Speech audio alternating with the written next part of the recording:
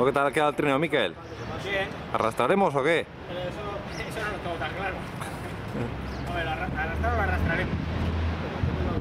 Pero la soga que nos vamos a dar es impresionante.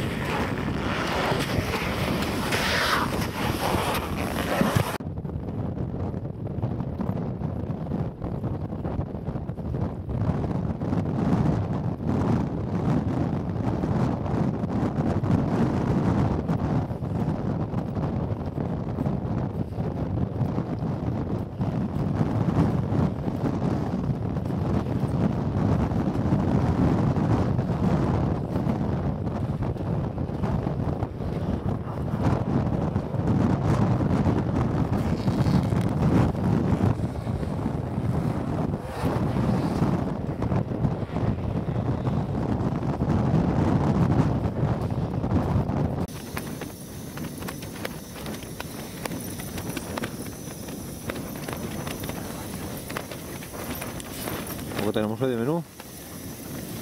Seco para arroz. Un poco arroz. Sopita y arroz. Y arroz. ¿Qué tal, Miguel? ¿Dónde estamos? Pues bien. Está el día hoy jodido, hoy duro, ¿no? Bueno, macho, trabajos forzados es esto. Sí, los Astrugis con los 160 kilos por 70 que llevaremos, pues inhumano. Por lo menos a mí se me ha hecho durísimo.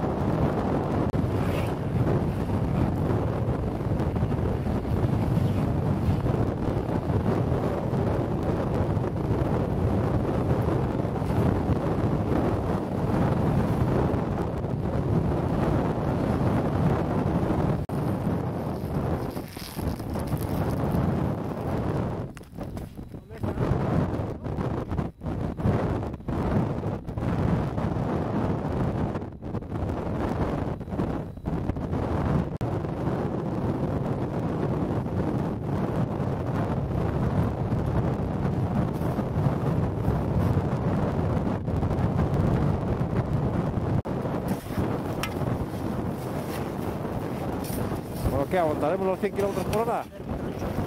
¿Eh? Juega al murito, Miquel. ¿Aguantaremos los 100 por hora?